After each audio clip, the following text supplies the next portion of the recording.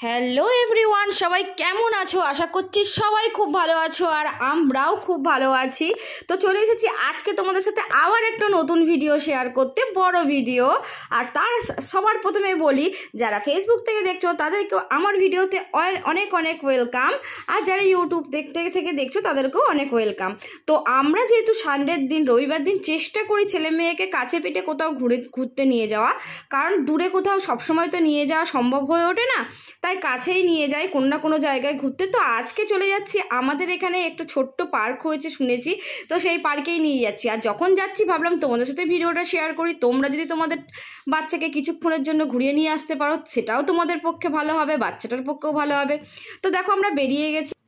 তো আমার বাড়ি যেহেতু বলাগড় শ্রীপুর থেকে প্রথমে স্টার্ট করে তোমাদের যেতে হবে ধাওয়াপাড়া। আর যেখানে এমন সুন্দর একটা সাবওয়ে আছে, যেখানে দাঁড়িয়ে তোমরা ফটো বা রিলস অবশ্যই তৈরি করতে পারো। আর ওপর দিয়ে আছে ট্রেনের লাইন, ট্রেনও তোমরা বাচ্চাদের দেখাতে পারো। তো এইটা হচ্ছে গিয়ে নতুন হয়েছে, আর যেটা দেখতে অসাধারণ। ইতিমধ্যে এখানে সবাই যায় ফটো তুলতে বা রিলস বানাতে। তোমরা যদি যাওয়ার পথে এইটা তো অবশ্যই পড়ছে, তোমরা দেখতে পাবে। হ্যাঁ, এটা ধাওয়াপাড়া রেলগেট, নামটা মনে রেখো, ধাওয়াপাড়া রেলগেট। তো রেলগেটটা ক্রস করেই তারপরেই তোমরা যখন যাবে তখন দেখতে পারবে সবুজ জমি, আর জমির মধ্যে অনেক পাট শাক হয়ে রয়েছে, যেখানে দাঁড়িয়ে তোমরা প্রকৃতির ঠান্ডা ঠান্ডা হাওয়া পাবে। আর তোমাদের মানে আকাশটা তো দেখো অসাধারণ, আর আকাশের মধ্যে দেখো একটা লাভ মেঘ হয়ে রয়েছে, দেখো অনেকটা দূরে, যেটা আমার ছেলে দেখাচ্ছে। আর এখানে তোমরা যদি কিছুক্ষণ দাঁড়াও, তো প্রকৃতির যদি ঠান্ডা হাওয়াটা খাও বা বাচ্চাদের খাওয়াও, সেটা কিন্তু অবশ্যই অনেকটা ভালো হবে। আর আমরাও সেটাই করেছি। তারপর ডান দিকে দেখতে পারবে একটা নার্সারি হয়েছে।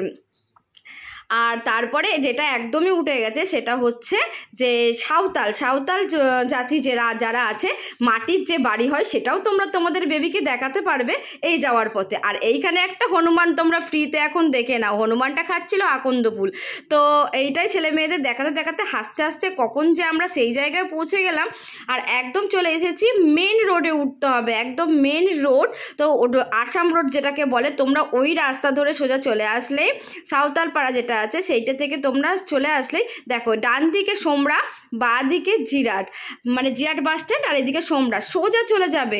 আর প্রথমে সোজা চলে গেলে পরেই মানে গেলেই সাথে সাথে তোমরা পার্কটা দেখতে পেয়ে যাবে। তো প্রথমে আমরা পার্কে পৌঁছে গেছিলাম, তারপরে চলে গেলাম পাশেই একটা সুন্দর অসাধারণ কালী মায়ের মন্দির আছে। আর যেটা তোমরা বাচ্চাদের তো দেখাতে পারছো, প্রথমে মন্দির দর্শন করে মাকে দর্শন করে তারপরে তোমরা ঢুকে যেতে পারবে পার্কে। আর পার্কে বাচ্চাদের জন্য কি কি খেলা আছে সেটা তো তোমরা দেখতেই পাচ্ছ এই ভিডিওতে। তো আমি ফার্স্টে ঢুকে গেছিলাম, এই যে মন্দিরটা তোমরা দেখো। আর এটা হচ্ছে গিয়ে একটা কালী মন্দির, আর যেখানে ভেতরে কালী বেদি আছে, আর আছে একটা ছোট্ট ঘন্টা। মান্টুকে বললাম, মান্টু ঘন্টাটা বাজা। তো মান্টু তো ঘন্টাটা বাজিয়ে ঠাকুরকে প্রণাম করে নিল। তারপরে ঢুকে গেছি আমরা পার্কে। দেখো অনেক বাচ্চা খেলছে। পার্কটা ছোট, একদমই ছোট, একদম ছোট বাচ্চাদের জন্য। বড় বাচ্চা এখানে গেলে হয়তো খেলতে নাও পারো, একদম ছোট ছোট বাচ্চারা এখানে খেলা করে, কারণ বুঝতেই পারছো কতটা ছোট পার্ক আর খেলার জিনিসপত্র কতটা ছোট। তো চলো তোমাদের একবার পুরোটা ঘুরিয়ে দেখিয়ে দিন। আর পার্কের সাথে সাথে আছে একটা ভেতরে ছোট্ট মাঠ, যেখানে তোমাদের বাচ্চারা কিন্তু নিশ্চিন্তে খেলা করতে পারবে, গাড়ি ঘোড়া কিছু আসার ভয় নেই। আর এই যে একটা কদম ফুলের গাছ আছে, আর যার তলায় ঠান্ডা, একদম সুন্দর ঠান্ডা হাওয়া বয়। আর মান্টু দেখো চলে গেছে প্রথমে দোলনাতে, এই দোলনাটা আছে। তারপর আছে চরকিটা, যেটাতে তোমরা বাঘ আর হাতির পিঠে বাচ্চাদের পারবে চড়াতে। আর দেখো মান্টু চলে গেছে। আর এখানে না অনেক বাচ্চারা খেলা করছিল। মান্টু খানিকক্ষণ পার্কে খেলা নিয়ে কিন্তু দৌড়াদৌড়িও করেছে, ছুটোছুটিও করেছে। আর তারপর আছে একটা ছোট্ট পাড়া স্লিপ। আর দেখো এই ছোট্ট স্লিপটা, যেটাতে তোমাদের বাচ্চাদের কোনো ভয় নেই, একদম ছোট্ট বাচ্চারা এই ছোট্ট স্লিপটাতে খুব ভালোভাবেই স্লিপ খেতে পারবে। এই দেখো মান্টু খেয়ে নিল। তো আগেই যেহেতু বলে দিয়েছি, যেটা ছোট বাচ্চাদের জন্য কোনো ভয় নেই, মানে এতটাই ছোট ছোট জিনিস এখানে, ছোট্ট বাচ্চাদের চড়ালে কোনো ভয় নেই। আছে পেছনটাতে হচ্ছে গিয়ে আসাম রোড।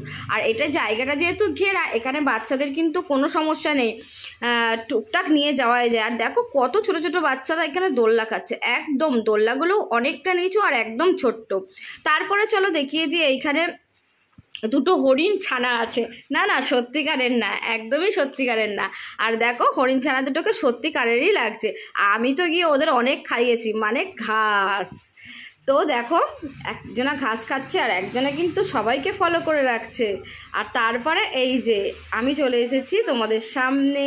এই যে দেখো এবার তোমাদের কি করব, পুরো মাঠটা চলো তোমাদের একবার ঘুরিয়ে দেখায়। যে মাঠটাতে তোমরা তোমাদের বাচ্চাদের ছেড়ে দিলে ওরা কিন্তু পার্কের সাথে সাথে রান আরও অনেক কিছু যেগুলো ওরা খেলতে ভালোবাসে সেগুলোও কিন্তু ওরা খেলতে পারবে অনায়াসে।